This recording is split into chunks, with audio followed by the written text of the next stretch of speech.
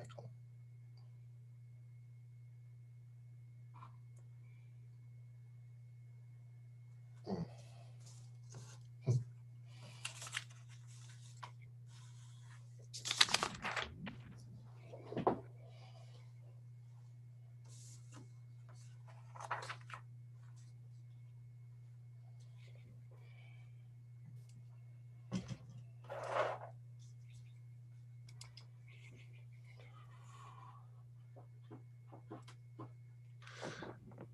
Welcome, everyone. My name is Mario Novelli. I'm the director of the Centre for International Education and co-PI of the Peer Network. Welcome, everyone, to week 10 of the Peer Lecture Series, The Political Economy of Education in Times of Conflict, Crisis and Pandemic, a Global Challenge Research Fund funded network between the Centre for International Education, University of Sussex, the University of Cape Town, Nazarbayev University, Kazakhstan, and the University of Ulster, to promote engagement with critical political economy analysis of education in contexts of conflict and crisis. The lecture series is also supported by UCFIET, the UK Forum on International Education and Training. All lectures are live streamed through YouTube and available afterwards, and will become part of a free open source resource for all those interested in learning and sharing knowledge and practice about the political economy of education. And please sign up to our CIE YouTube site. Today's session is on rethinking peace education, a cultural political economy approach, and is led by Dr. Sean Higgins from the Centre for International Education at the University of Sussex. Before I introduce him, I want to briefly run through a few housekeeping rules and logistics. Firstly, if you could please mute yourselves unless you're asking a question in the Q&A. Please ask any questions or post any questions in the chat function during the session. I will collate these and come back to you later to request for you to ask the question. Sean will talk for around 35 to 40 minutes. We will then have a 7-minute or 7 to 10 minute Sussex buzz in small breakout rooms so that you can reflect on the content of the lecture and discuss with colleagues in smaller group. We'll then come back as a group for a plenary question and answer session. We'll try to finish promptly around 2:15 p.m. UK time. Just a few words about Sean. Sean Higgins is a lecturer in international education and development at the Centre for International Education, University of Sussex. His work focuses on the professional and pedagogical agency of teachers in relation to peace building in conflict-affected contexts, using a range of theoretical approaches. Sean has an impressive background with 2 PhDs, one in international development from the University of Amsterdam, and one from the Courtauld Institute of Art, University of London. He has also had a career as a school teacher, working both in the UK and in Sierra Leone, and over recent years has published widely in the areas of peace education and issues related to education in conflict-affected contexts. So thank you very much, Sean, for giving up your time and giving the lecture today. The Zoom is yours. You need to share the screen. So I will just stop share and pass over to you. If you could click on to share your screen. Thank you. Let me share. Perfect. If you just want to maximize the screen. Sure. Thank you so much, Mario, for that introduction. I really am delighted to have the opportunity to contribute to the lecture series. I'm very grateful to the sponsors, the Peer Network and the University Consortium for setting up the series. And I really feel committed to the underlying rationale, really, of the whole project, which is to provide a space for equitable knowledge exchange on the evolving field of political economy education in conflict-affected contexts. It's particularly nice to be presenting towards the end of this series, because I've got the opportunity of not only enjoying first reactions, but also looking back at some of the earlier sessions and reflecting and engaging with them again. So I suppose before focusing on my own particular topic, I'd like to take the opportunity to reflect a little on the knowledges and insights generated over the series, which has been so wonderfully rich and interesting, and highlight strands, logics, and languages that sort of dovetail with my own analysis. My own focus will be how a CPE, a cultural political economy theoretical approach, understood as an open-ended and evolving field of inquiry, may contribute to a systematic rethinking of a dominant form of educational intervention in context of crisis and conflict. But first, looking back to previous sessions, what a rich range of topics that we've drawn on political economy to understand and explain. So we've had the politics of COVID, the political economy of privatization in times of crises, evidence in education policy making in the global south during COVID, the survival of an intellectual community during structural adjustment programs in Africa. We've looked at political economy of education and conflict in South Africa, and the academies for peace and the political economy of repression in Turkey's higher education sector. And then last week, we had a fascinating section linking gender with education, conflict, and crisis. And I think what this series has really done in terms of knowledge production, both in the sessions and in the discussions, is shown that political economy provides an array of very powerful analytical tools. So we've seen it leveraged really to clarify and critique oppression in the higher education sector in Turkey, to support counter-narratives to the assumption that intellectuals are always spearheading radicalism. We've seen how it enables an understanding of the working out in contemporary South African education system and society of a historical and ontological legacy of racism and violence.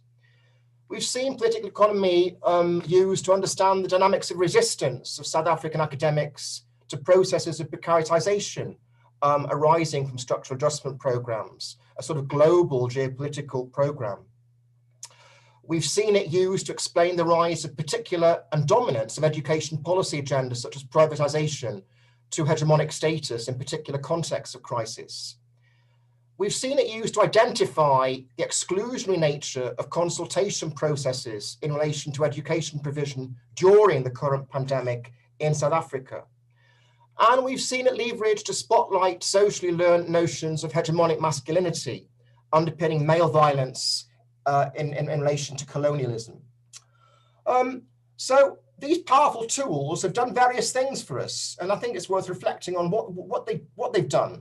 And we've seen education beautifully embedded in multiple intersecting political economy dynamics. We've seen the way this theoretical approach in all its diversity enables an ability to probe through historical explanation to denaturalize and repoliticize hegemonic assumptions that inform our field and often are taken for granted. I think we've seen its conceptual and heuristic armory really put to work notions of crisis, institutional institutional agents, power intersecting with education policy, pedagogy, and provision. We've seen it attend to the key role of history and challenge a sort of presentism that tends to dominate education development, perhaps. And we've seen it offering critique, not only critique, but a reimagining of how things could be otherwise. And I think that's its link really to social justice and transformation. And we've seen then the links it makes and ties it makes between epistemic gain and social transformation. And I think it's interesting then to see the multiple entry points and logics which we've enjoyed following and tracking in the various sessions. We've seen then historical analysis to determine ingrained attitudes and practices that sense of the terrible violence which accompanied the birth of education in South Africa. We've seen it elucidate the power of institutions and agents to ensure some policy agendas are hegemonic. We've seen it reference constantly the ongoing crisis of capitalism. We've had spotlighted counter-hegemonic reconceptualizations of intellectual labor, coalitions and alliances around educational activism in authoritarian regimes. And we've seen how its capacity to spotlight counter-narratives and challenges to the dominance of a neoliberal social agenda around individualism and privatization. And I've been very struck, both in the sessions and in the breakout room discussions, by the multiple languages of description that we use when we do political economy analysis in all its various forms.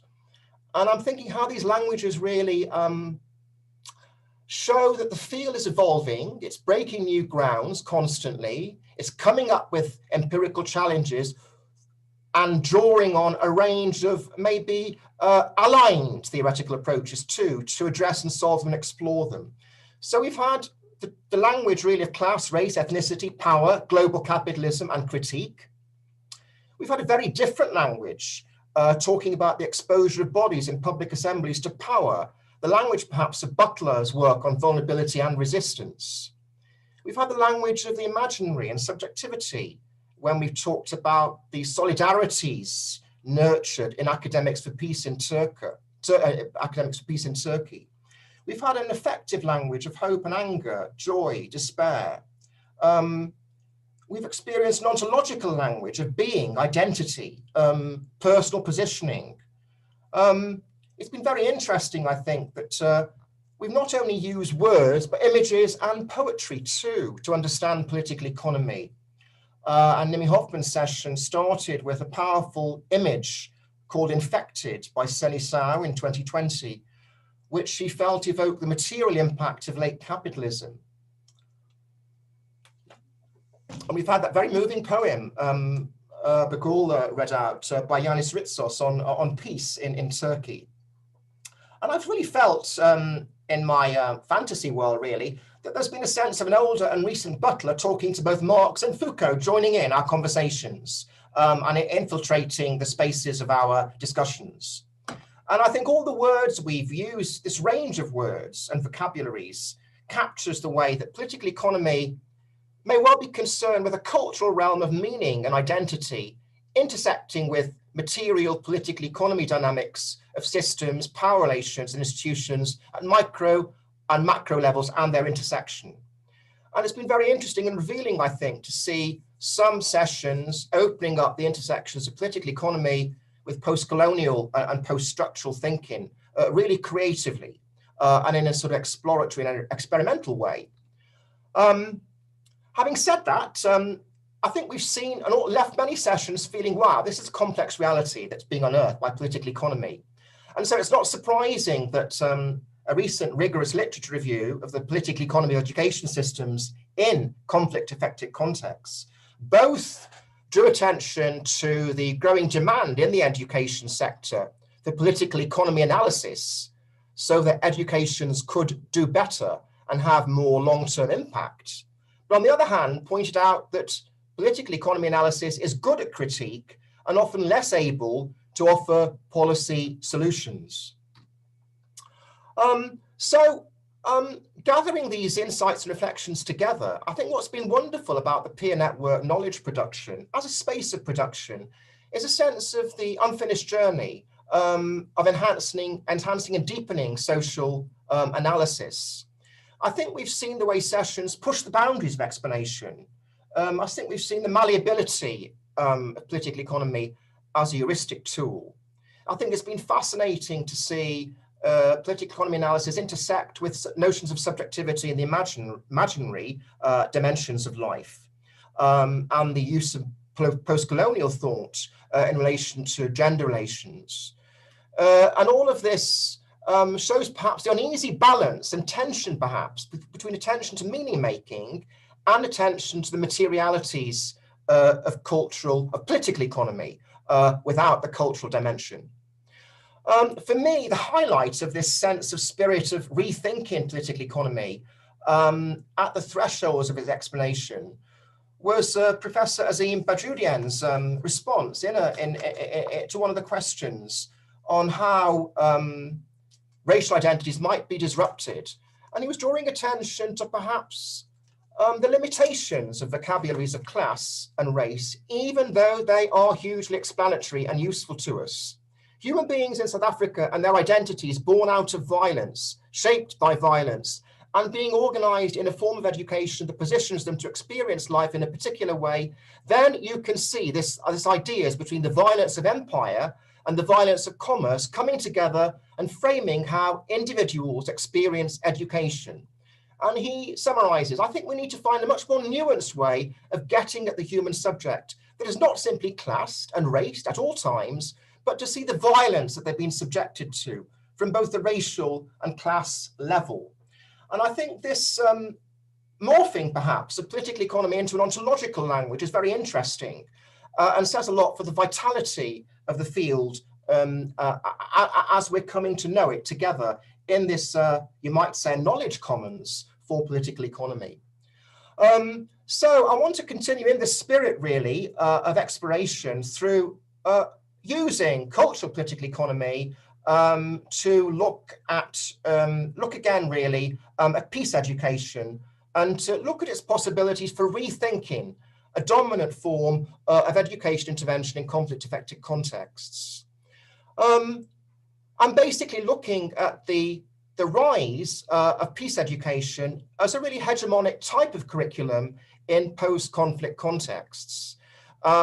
It's moved across institutions, across international development networks and circuits, and you might well say it is a traveling global education policy. And the images there you see, the INNE is heavily promoting it, and it comes packaged as a panacea for conflict-affected contexts. I think typical of the sort of hyperbole, perhaps, with which it's being promoted is a quote from one of the magazines promoting it within education and development and peace building world. Peace education contributes to achieving a future of peace and hope in refugee communities and post-conflict countries around the world, they say. But despite this halo effect and this sense of peace education going around conflict-affected contexts and shining a light of transformation, in fact, there's very little evidence of the long-term positive benefits on pupils or communities of this type of curriculum intervention in conflict-affected contexts. And perhaps particularly relevant for me today, drawing on political economy and a particular form of political economy, cultural political economy, are the comments that this area as a field of research and practice has had very little theoretical critique and analysis. In 2001, Gurzev was saying peace education should be more critical about its theoretical assumptions concerning issues of power relations, social justice, as well as the terms of peace and conflict themselves. Peace education may often become part of the problem it tries to solve if theoretical work is not used to interrogate the taken for granted assumptions about peace and peace education. Rather than taking the goodness of peace for granted, there is a need to explore its contextual meanings and implications to ensure that peace education does not become a justification of the status quo. I think that invitation to theoretical reflection is timely and interesting, partly because the field of education and conflict is notable for a lack of theoretical interest. It's tended to be dominated by donors and policymakers who are concerned for quick fixes, problem solving and technical solutions to the challenges of conflict. And I think it's very interesting in a recent paper by Paulson in 2019, she was arguing that deliberations about the Sustainable Development Goals within the UN were evidence-hungry, theory light. And I think there's a strong literature on the dominance of experts and expertise derived from a growing Western peace consultancy industry and aid organizations. So my focus today in wanting to critique peace education is a case study of one of its curriculum in Sierra Leone, emerging issues, which was developed in 2008. It has been celebrated by INEE as an example of best practice. It's a 3-year program for in and pre-service teachers. It's got 4 thematic areas: civics and democracy, gender, health and environment, human rights, principles and pedagogy. And it's framed within the key aim of promoting behavioral and attitudinal changes in Sierra Leoneans. In fact, it builds and borrows directly from peace education program meted out to refugees in Kenya a few years before. And it's very interesting that exactly the same text is used in this curriculum for Sierra Leoneans, conflict-affected Sierra Leoneans. One of its key authors, Baxter, writes that the INE Peace Education Programme was the foundation of the Emerging Issues Programme, a way of creating a composite and comprehensive whole for the dimension of personal behaviour change. I should say something about the conflict-affected context within which this curriculum was targeting. Sierra Leone had a horrendous conflict in 1992 and 2002, where over 50,000 people lost their lives, and many people lost their arms and legs. I mean, living there for several years prior to doing any research on the country and working as a teacher, you meet people every day and are reminded of the terrible brutality of this conflict with people who are lacking arms and legs. Commentators have drawn attention to the key role of socioeconomic grievances in motivating the violence, and well over a decade after the peace agreement, many drivers remain, particular youth unemployment and anger of the youth at mass unemployment and their exclusion from political and economic power, massive regional inequalities in the provision of social services, the monopolization of power and resources by elites, patrimonialism, clientelism, a sort of connectocracy of the monopoly of power by elites in terms of getting jobs, and also, and particularly important, the resentment of the operations of international diamond mining companies with no benefits to impoverished local communities. And you can see, there a poster, "We are just as displaced on our own land because of diamonds, oh Salone." And there is this terrible sense of the juxtaposition of immiserated communities alongside diamond mines, which seem to be extracting wealth out of the country, which is flowing into the global economy and bypassing local communities who remain impoverished and suffering. How might cultural analysis be, a cultural political economy analysis, be used as a tool for rethinking and critique? Well, cultural political economy, and please do bear with me as I try to identify the key components of this quite complex theoretical armory. I feel that even though I'm quite familiar with it, I feel the weight of theory on my shoulders as I work through it. But nevertheless, let's go ahead. It's basically a transdisciplinary approach to analysis of the social world, still evolving. There are multiple approaches, and today I'm adopting an approach particularly developed by Sum and Jessup in 2015. Though Robertson and Dale, in their work on education, have refined and developed the approach, perhaps. Essentially, it extends the concerns of political economy analysis with political and economic processes and institutions to show how they articulate with cultural processes of meaning making. And I think a key driver of the extension of political economy analysis to the cultural was Jessup's point that orthodox political economy tends to offer impoverished accounts of how subjects and subjectivities are formed. And I think it's interesting, the words we've been using over the session show that we've been using accounts both of political economy and of subjects and subjectivities, and bringing them into dialogue, which has been a really creative knowledge building process, I think, in relation to the field. So essentially, we're talking about what might be seen as the co-articulation of the semiotic, meaning making, and the structural political economy materialities aspects of social life. I think it's particularly relevant for education and curriculum analysis because it goes beyond technicist and narrowly educationist approaches. It locates curriculum within political economy dynamics at multiple scales. And I think it highlights and valorizes education as a key social practice through which we imagine the social world. And through its contribution to our social imaginaries, it forms us as subjects. And I think those links are interesting. Meaning making, imaginaries, subjectivity in relation to political economy dynamics.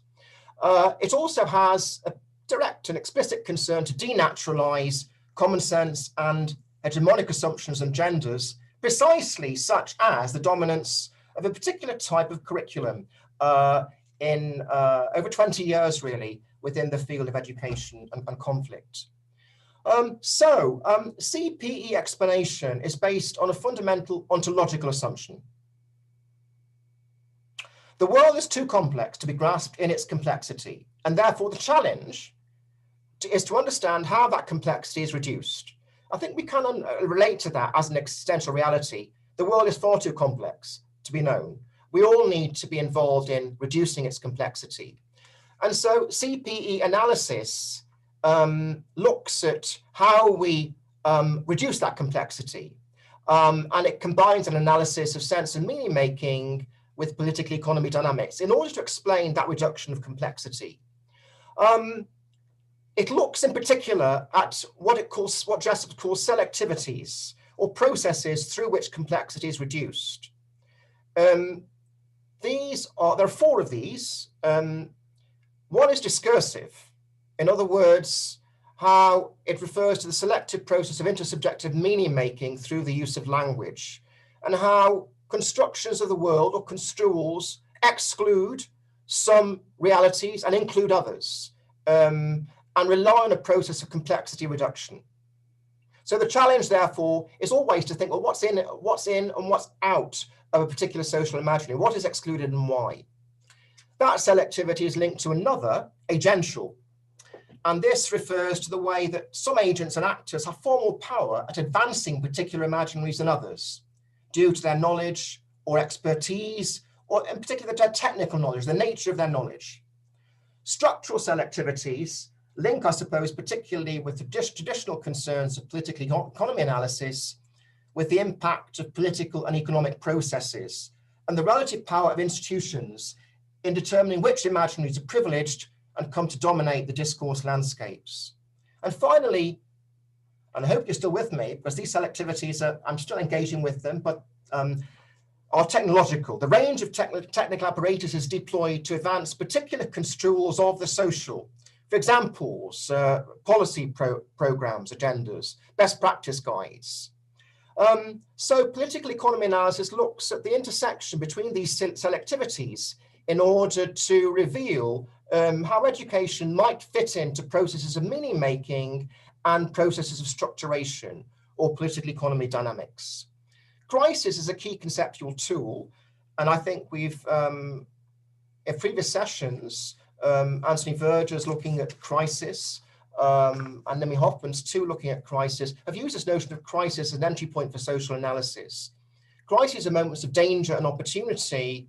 Objectively, they occur when a set of social relations cannot be reproduced, but subjectively, they're moments of indeterminacy.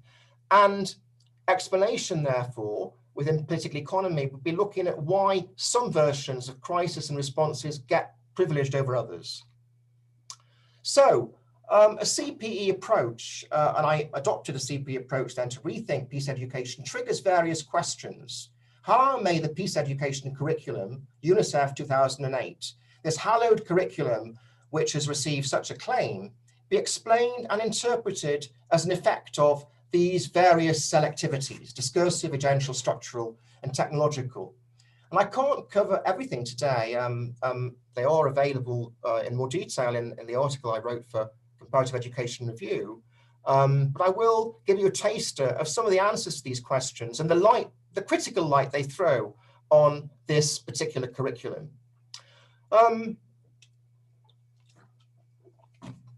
It's well worth being aware that peace education, although it has received such promotion by international aid agencies, was born out of a moment of crisis.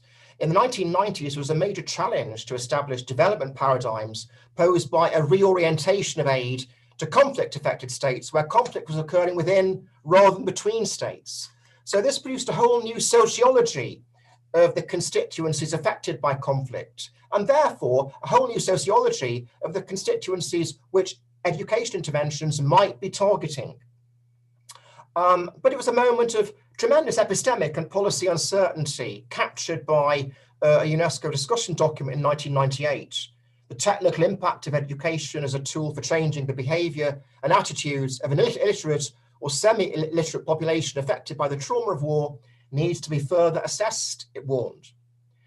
So how might we see peace education as personal behaviour change as a discursive selectivity and narrowing down from very complex reality? Well, if we look at peace education historically, back to World War II, it's been a very shifting and variegated phenomenon with a whole range of meanings, way beyond personal behaviour change. So protests against weapons of mass destruction in World War II. In the 1970s, it was associated with very radical movements for political and social activism and civil rights. In the 80s, it was associated with anti-nuclear demonstrations. And so peace education may be seen as a discursive selectivity in the sense that it's a massive narrowing down from a range of possibilities, which a historical analysis will open up and elucidate. Very interesting looking at the content of the curriculum, how its content is highly partial. A key theme running throughout the curriculum is the point. The behaviour and attitudes of the people of Sierra Leone is not constructive. And there's a tendency to pathologise the Sierra Leone demographic then as prone to conflict, inherently prone to conflict, in almost racist terms, I think. It's interesting to compare it with alternative conceptualizations of Sierra Leonean society, such as a much more grassroots publication, the Truth and Reconciliation Report. The political elites of successive regimes were responsible for creating the conditions for conflict. So you can see a much narrower sociology of the origins of conflict than the whole demographic of Sierra Leone. So this pathologization is an interesting discursive selectivity in the sense that it's excluding other ways of characterizing conflict-affected Sierra Leoneans. It's very interesting that it displaces conflict, its structural drivers, unemployment, the global economy, diamond mining, onto and into the imaginations, behaviour and attitudes of Sierra Leoneans themselves. So it's a strong impulse, it demonstrates to me a strong impulse to the privatization of conflict and indeed of peace building. It's very interesting that there's no mention of grassroots agency to secure peace. So for instance, Sierra Leoneans and communities throughout the country have been using their own rituals, healing rituals. For instance, Family Talk is using the notion of families solving disputes and conflicts around bonfires through talking together, and the tremendous oral traditions of Sierra Leonean wisdom, if you like, in relation to peace. Equally, it's ignoring local community organizations, which are encouraging teachers to get involved in pedagogies for social justice, which challenge diamond mining companies. So there's an arrogance about this curriculum in the sense that it is highly exclusive of local agency and national agency. And we might see that as an example of discursive selectivity, this narrowing of the boundaries of the social imaginary of a conflict-affected community. Interesting, another discursive selectivity is the treatment of human rights. The curriculum simply reproduces the 1948 Universal Declaration of Human Rights with no attempt to contextualize it at all. We will revisit the idea of human rights and the values they embody. It is these values and behaviors that reflect them that will be at the core of the behavior change we need for emerging issues. So I think this is peace education at its most preachy, really, and moralistic. Suggesting that, Sierra Leoneans need a good dose for the 1948 declaration in order to transform them to a peaceful society. And it's very interesting, the very different responses of anthropologists working in Sierra Leone, who've talked about the way the human rights are being entirely reinterpreted by local communities, not as the embrace of any pre-existing global doctrine, but more as an aspect of local social renewal. And I think it's very interesting, my analysis here sort of reiterates what Yunus was saying about notions of human rights being beside the point in many ways in South Africa, given the levels of systemic precaritization faced by communities dealing with the violence of racism. Moving on to structural selectivities, then these are the selectivities then that cultural political economy refers to, where the narrowing of reality is a result of the operation of institutions, politics, economic processes.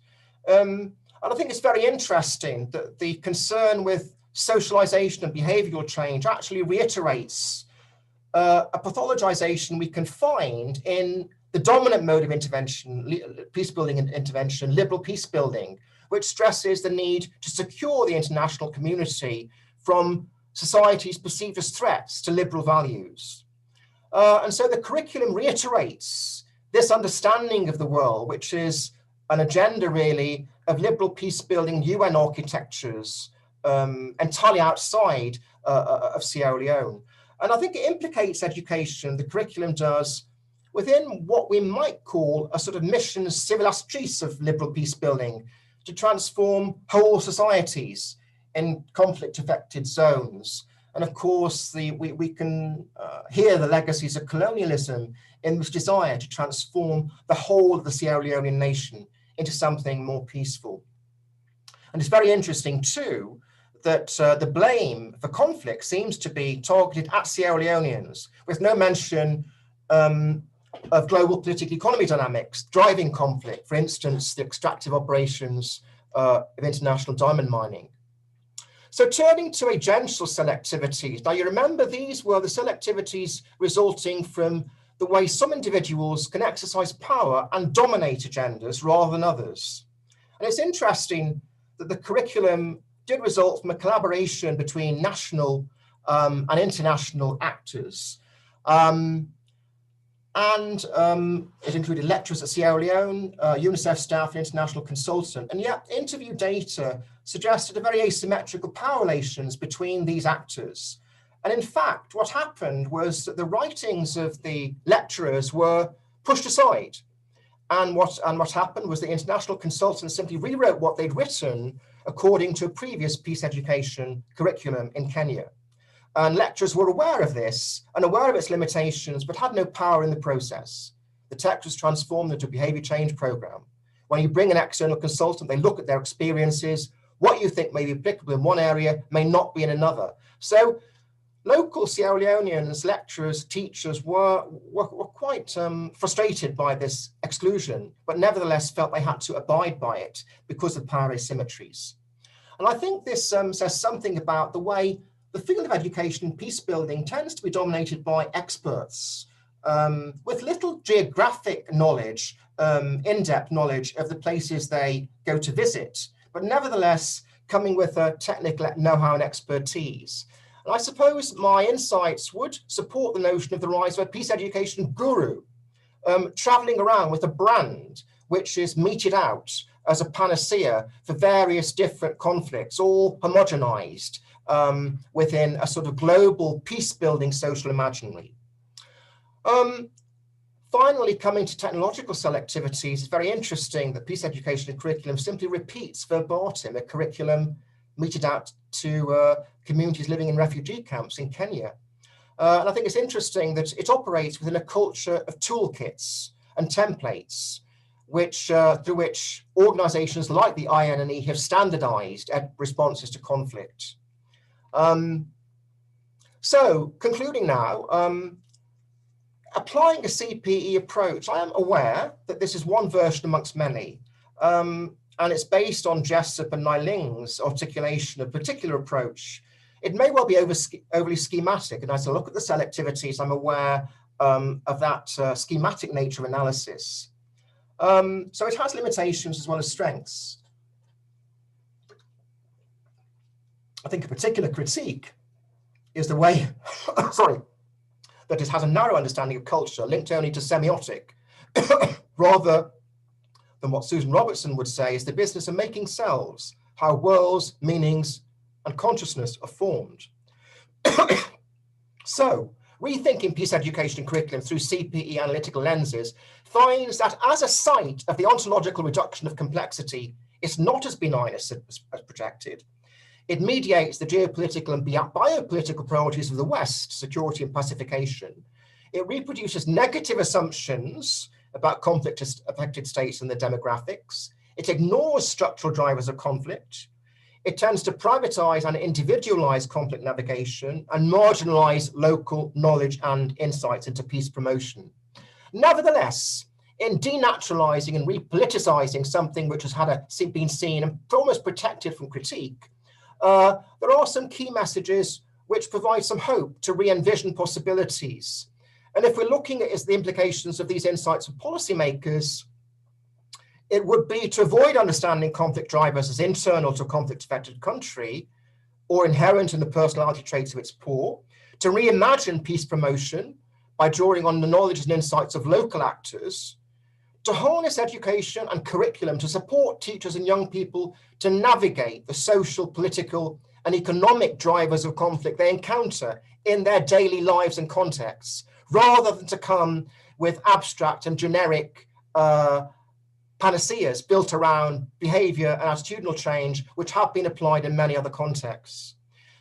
I would urge proceeding with caution in harnessing the expertise of traveling consultants with weak country-specific knowledges and loaded with technical solutions of good practices. And so in a way, the heart of this message is tied with the point of the peer network to reverse global asymmetries in knowledge production and dissemination, and to provide a space for an equitable knowledge commons, to build the knowledge commons around the political economy of education then in context of conflict, crisis, and pandemic. So thanks very much. I hope you've enjoyed that journey. Thank you. Thanks very much, Sean. I think that you did a really, really fantastic job of both explaining the substantive matter around some of the challenges of peace education and a very narrow version of peace education, but also illustrating really clearly, the particular approach of cultural political economy and some of its issues and challenges. And really thank you for that. I'm going to give a chance for everybody to get more engaged in this discussion by moving into breakout rooms. So I will assign breakout rooms for the next 7-8 minutes where you can have a chat and discuss some of the issues and think about some of the questions that you might want to ask Sean when we come back after the discussion. So I'll put you all in breakout rooms. Don't worry if you're on your own. I'll keep an eye out, make sure that you're not alone, and I'll push you into another room virtually, of course, if that's the case. Okay, I'm passing you now.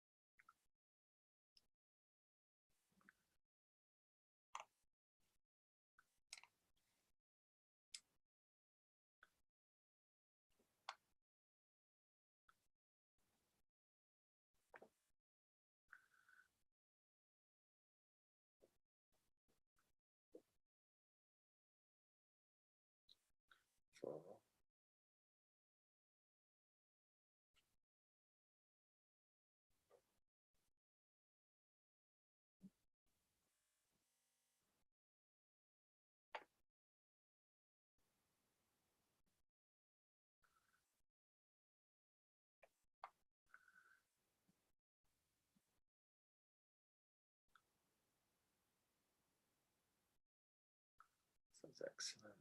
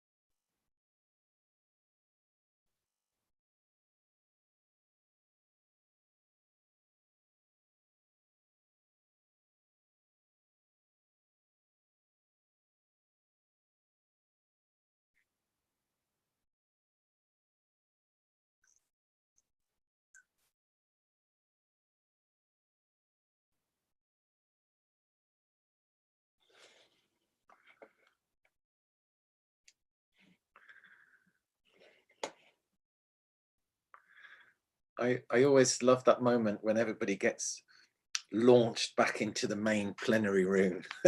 You can see everybody. Okay, I hope that you had a chance to talk a little about Sean's presentation, and I'm now opening the floor to questions. So we already have one posted, so I'm going to go straight to, if it's okay with you, Sean, I'll collect 3 or 4 questions, and then you can come back to respond to all of them at the same time. So I'm going to first pass on to Anil. Maybe you could unmute yourself, Anil, and ask the question. Thank you, Mario. Thank you, Sean, for a fantastic tour de force, taking us through the critique.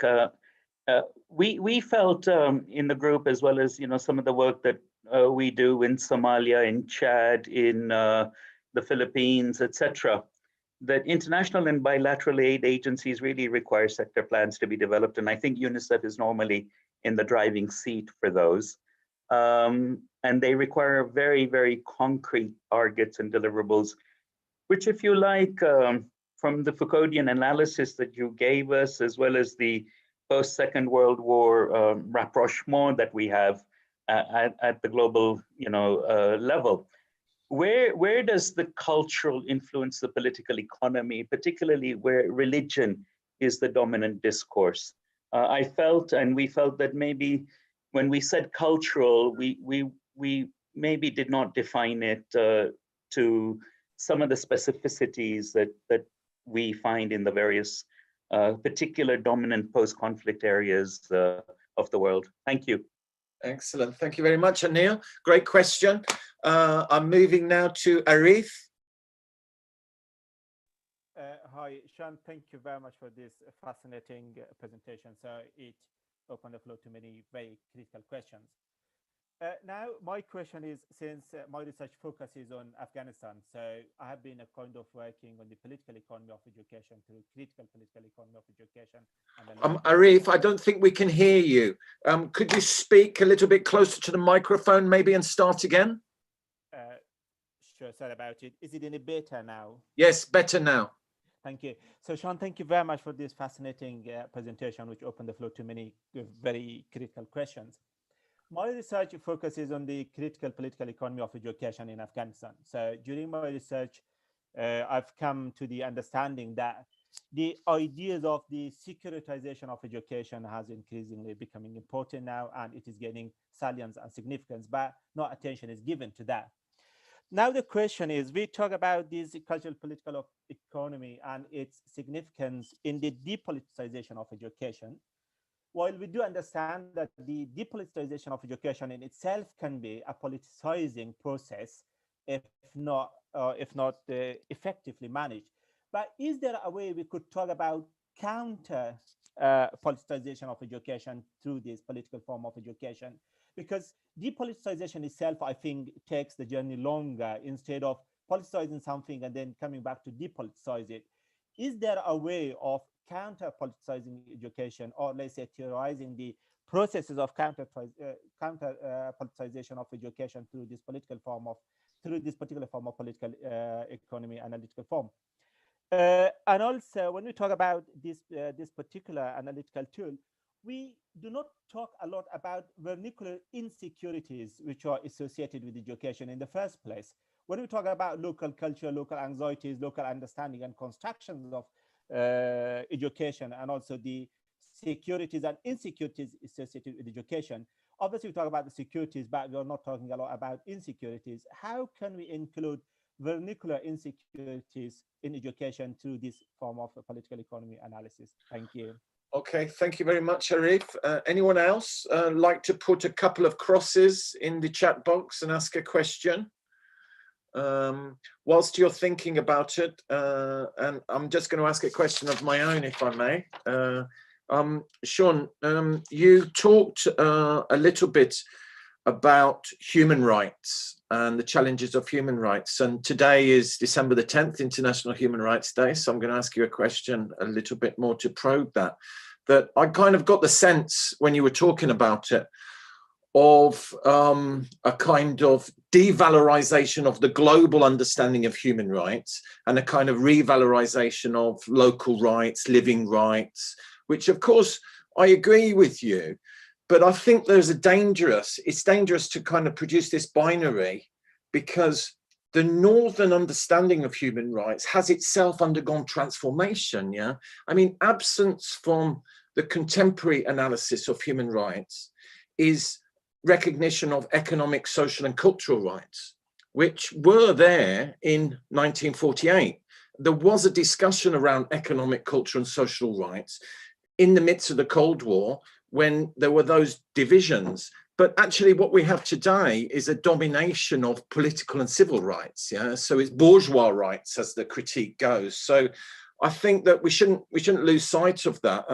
You know, I kind of refer to the work of Rada de Souza, who's done some interesting stuff on this, University of Westminster, on what's wrong with rights, where she tries to kind of regain some of these discussions. So I think that, you know, I don't want to kind of force the argument that nothing universal, nothing global can ever be good, and everything good is always local, because I don't want to lose the aspiration of global social transformation and the possibility that we can build global modes of living together that are suitable for all. You know, the problem is who's interpreting those. Anyone else for another question before we pass back to Sean? Oscar, very nice. Thanks, Mario. To see you. Yeah, good to see you guys.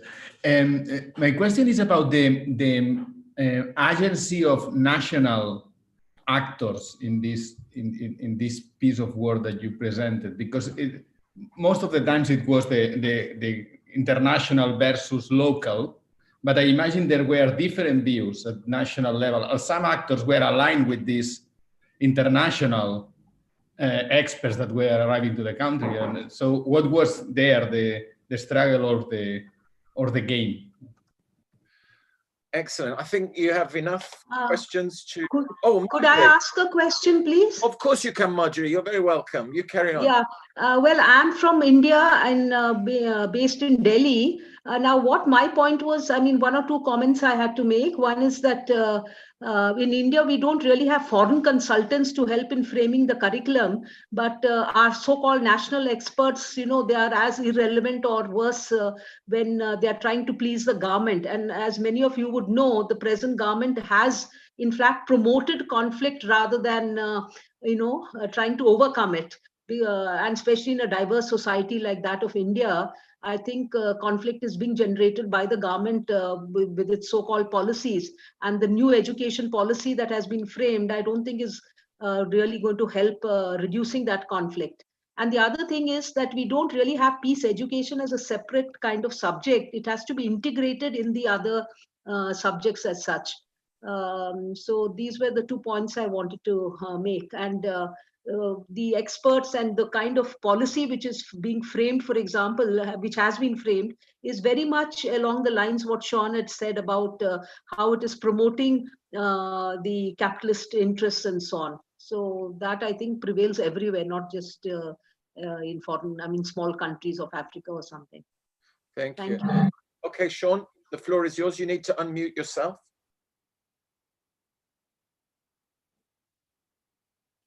Indeed. Yeah. Wow. Thank you so much. It was good to be in the breakout room. We could have gone on there for hours, just talking. It was really interesting hearing, but it's great also to get back to everybody.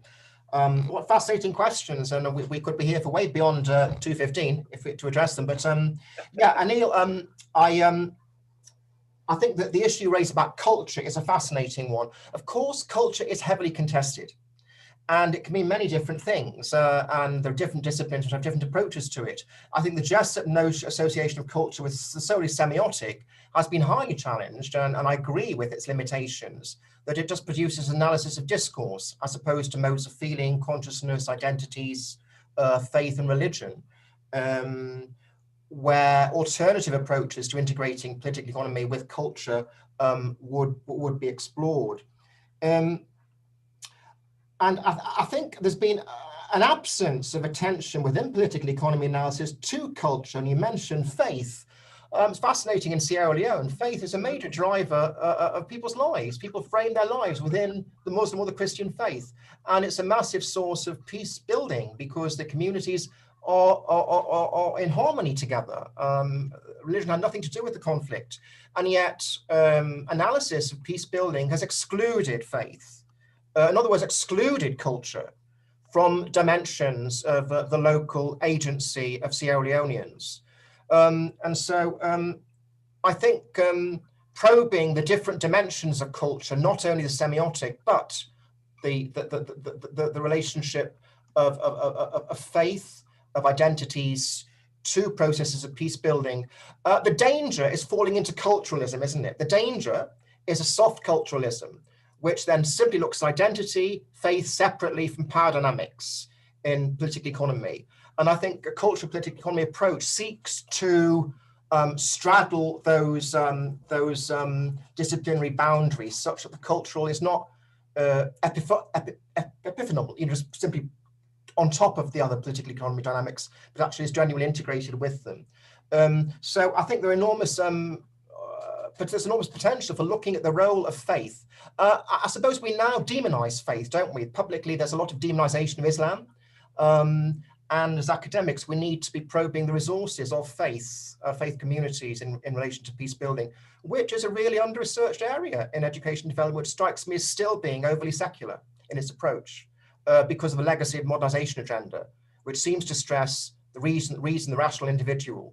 Astonishing that in a country such as Sierra Leone, there's no reference to faith in the whole of emerging issues, faith being a driver of behavior. And yet living there for five years, as I did as a teacher, I was well aware of how faith was a key way of understanding actions and social justice. Coming on to Arif and the dangers of politicization of education. I entirely can see that point. It's perhaps too easy for political economy to say we need to repoliticize everything, given the sheer dangers of doing so.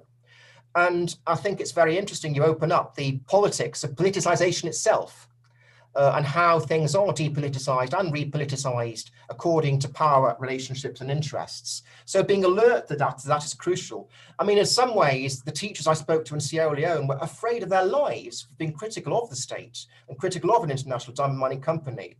And so the terrain of the political was fraught with danger and fear. And so I wouldn't want to argue in an unnuanced way for the need for education to be repoliticized. But if education is going to respond to communities who feel excluded politically from political power, who feel they're suffering from a lack of monopoly, from elite monopoly of resources, then we're coming back to culture. Their identity is built around that sense of exclusion. And therefore, cultural political economy will surely recognize them in their struggles and provide education which will be meaningful in relation to that, as opposed to preaching a sort of form of peace education to them. So in that sense, in a smaller micro sense, education may be repoliticized with awareness of the dangers of doing so, I think. You talked about a counter position. I was interested in what you meant by that, really, Arif. Yes, a counter position.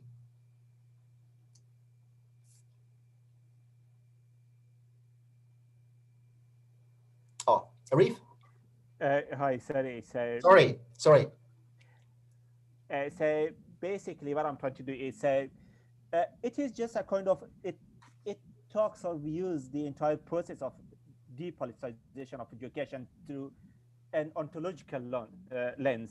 So when there is an ontological security, I think we might be better positioned to depoliticize education without repoliticizing it. Sure. So a counter politicization of education, a counter politicization of education might give us the opportunity at the beginning of the entire process rather than going into the end and then coming back.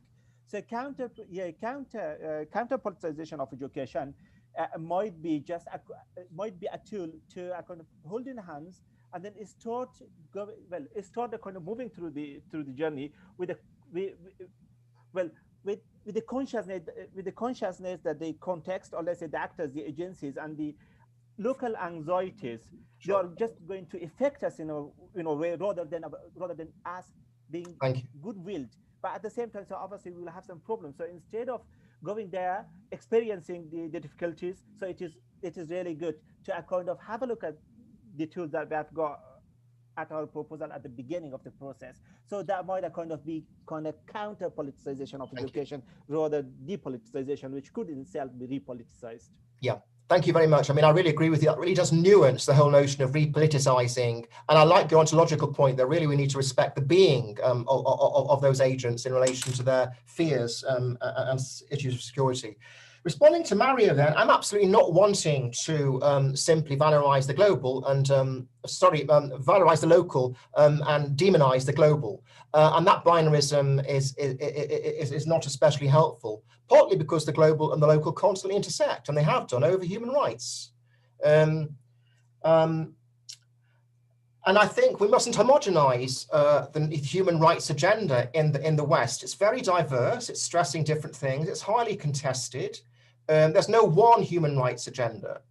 But as it's been taken up by development agencies, again, through discursive selectivity and structural selectivity, it does seem to have lost its transformatory function because of what you've said, because of a narrowing to political and civil rights. And therefore, the original impetus of human rights, which was to recognize suffering and inequality and address them through legal systems, that imperative seems to have been lost in a process of selectivity, which I think political economy analysis could well open up as an historical process. Very interesting too, that the issue of cultural translation is important. Absolutely, I would not want to eschew the opportunity of having global universal imperatives for social justice. Blimey, I think someone heard me in my room then. Something fell off the wall. But nevertheless, that imperative needs to have cultural translation. Human rights is a particular discourse. It means different things in a variety of country contexts. It needs cultural translation and a sort of ecology of knowledges a la Santos to make sense of it. But in that sense, that would dissolve the local and the global in something more transformational, but something targeted to social transformation as opposed to a legalistic understanding of civil rights. Oscar, I like your question. That's really opens up something I perhaps homogenized against my own self, really, in the analysis, in the sense that national actors are not to be homogenized either. There's a big difference between elites in the ministry who would be aligning perhaps with an international consultant, largely because I think I see the legacy of colonialist attitudes, so where elites are aligning with the outside, with outside Western consultants coming into the country. But nevertheless, lecturers who are impoverished, don't have any and certainly not elites, and quite resent elites, have a very different version of the role of the international. So at a national level, responses to the international consultants are contested between different groups, and that reflects the social fault lines of a conflict-affected country, with elites very much aligning, as they are with international diamond mining companies. Elites are quite happy to collude with liberal peace building and its stress on markets, partly because they benefit from mining companies coming in and paying them bribes in many ways, in many instances, to allow them to operate in the country. So that is a very interesting dynamic, which I'd like to explore. Of course, looking at curriculum development as a social practice in itself, with power relationships and dynamics is interesting. And I suppose I started that process off. And to some extent, with interviews with ministry officials, I touched on it, although it's data I've not drawn on. But I think that's very interesting. I'd like to explore that further. And I think it's very true what you say, that some national elites are aligning with the international. And that complexifies the picture where we're simply pitting a global international consultant coming in. Of course, there's a sociology to this. Elites like to dine out with the international consultant. You knew where you'd meet them in Freetown in Sierra Leone. You knew the cafes they'd go to. It's a whole social infrastructure of wining and dining and enjoying each other's company, being invited to travel out of the country. You know, there's a whole hidden social infrastructure to this, which is interesting to reveal. And one of the weaknesses of our development community, perhaps, and especially noticeable in conflict-affected contexts where prices for internationals are very, very expensive even to live there. Yeah, thanks. Thank you. Brilliant. Marjorie, to come back to you, to your point, I think it's fascinating what you said about the situation in India, where national experts are in league with the government. And that really, I think, highlights the power of political economy analysis to expose those power relationships. And the curriculum is not a neutral endeavor by any means, and one that filters power relationships and therefore distorts reality, which is what's happening, obviously, with the national curriculum at the moment in India. It's interesting, there are different models of peace education too, and more could be said about the way that peace education is integrated into subject-specific areas and what the implications of that are for acknowledging the role of teachers in promoting young people's agency to build peace. And what a challenging thing it is for a teacher to combine peace education, say, with history or geography or science, as I know from my own experiences as well. So I think that it would be really interesting to explore further. Thank you. Yeah. Excellent. Well, thank you very much, Sean, and thank you all for some excellent questions and comments. Next week, we have the final lecture in the peer lecture series, or at least this round. Kathy, did you want to say something?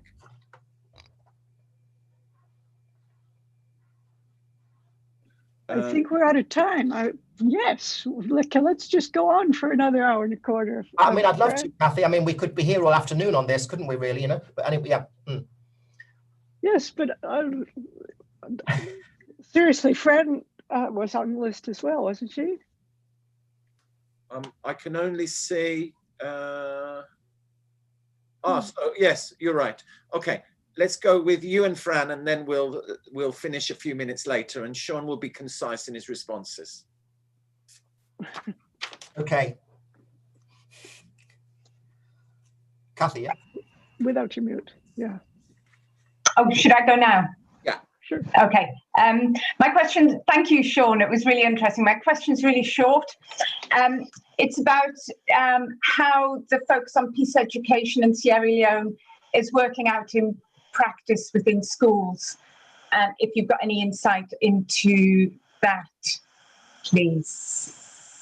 Kathy? Well, rather compatible as I thought it might be. I'm interested in what this means for the work of the agents in and around schools. Although I appreciated this talk and the paper from both of you, Sean and Mario, very much, and had some very rich discussions with my students last term and so forth. What is this peace education, right? So the version of peace education that you've taken is a globally dominant, in effect, a kit. And you've explained very clearly what's the problem with that. But as a peace educator, a critical peace educator of sorts, that's also a stereotype of peace education. And coming in relation to following Marjorie Fernandez's very important point of view around India, it seems as if even so-called critical peace education were about cultural political economy, it wouldn't be an intervention, a simple intervention from experts outside to perceived deficit holders inside. It would be a transformation that involved discursive exchange among actors, transnational and local, and structural. And it would reverse that kind of, as you say, that simplistic solution. But it wouldn't give up on what teachers and young people can actually do within the bounds of what they think of as language learning, science, history, and every other subject, all of which have conflict at their heart. Yeah, I'm just going to collect one more question, because I also noticed I missed a question from Gajendra. So fire away. Okay, my question is very short, that what are the possible implications of a decentralized peace education, which includes the local actors, like the local grassroots organizations, local community? So what are the possible what would be the possible implications in case of Sierra Leone? Sorry, can you say the beginning of that again, Kajendra, please? Yes. What would be the possible implications of including the local grassroots organizations and the community in this in the decentralized peace education in case of Sierra Leone? Yes.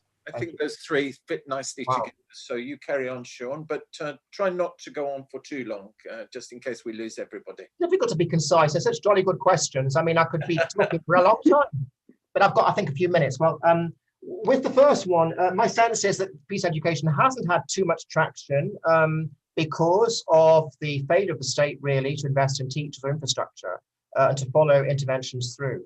I don't think that because of its content either, the curriculum has had much traction with teachers and support who would prefer different, more grounded ways in order to address the challenges they face.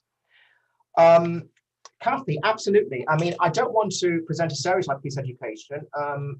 I mean, I'm critiquing one particular aspect which has become dominant, which simply stresses being nice to each other as a key aspect. That might be another stereotype, but nevertheless, there is this focus on private interpersonal behavior change as a vehicle for social transformation.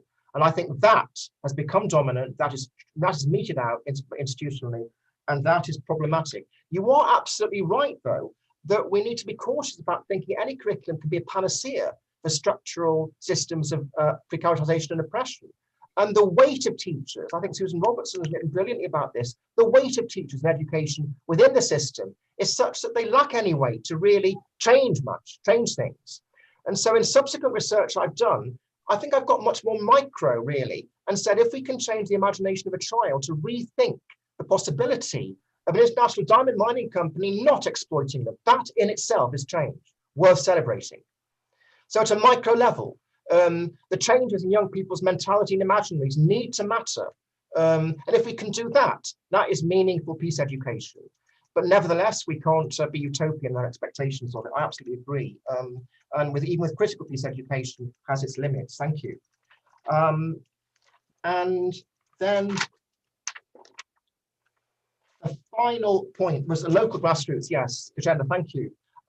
Well, I would strongly encourage those sorts of relationships and networks. And I think it assumes a notion of a teacher, not perhaps, and this comes back to Kathy's point, we can't idolize the teacher as this central agent who's going to lead to transformation in society, which a lot of the promotion of teachers does. On the one hand, there's a devalorization of teachers, deficit terms. On the one hand, there's heroicization, that we think they're going to be key agents of change. And that's a real contradiction. But with Gajendra, I think you've raised a really interesting point. In conflict-affected context, the ability of teachers to network outside of schools with those who are challenging precaritization is really interesting and important. And those teachers in Kono, working with local grassroots organizations, gained a sense of empowerment and a wider sense of their role as educators, and a sense of hope that by allying in that way with an organization which was fighting against injustice resulting from global capitalism, they were involved even in small-scale change, which was meaningful for them. So I think a wider notion of a teacher, not as the classroom teacher practitioner, but as a social actor, networking with other, making solidarity with other groups outside of the classroom, and taking those links back is really, really interesting and creative. Of course, it has its different configurations in different contexts. Thanks, thank you, yeah. Excellent. So thank you again very much, Sean. Send you a virtual round of applause, I'm sure, from all of us for what was a really rich and interesting and exciting presentation. Next week's final lecture in the peer lecture series will be led by the veteran Professor Steve Cleese, who has, drawing on the tools of political economy, microscopically analyzed for more than 1 decade the work of the World Bank on education around the world. And the title of his lecture next week is The Political Economy of Education in Perilous Times, Some Reflections. So I encourage you all to share the link, encourage as many people to come next week for the last lecture of the series. And again, thank you all for some wonderful questions, for your participation. It's so nice every week to tune in on this day and see people from the Americas to Asia to Europe, all engaging in this important lecture series. So thank you so much and see you all next week.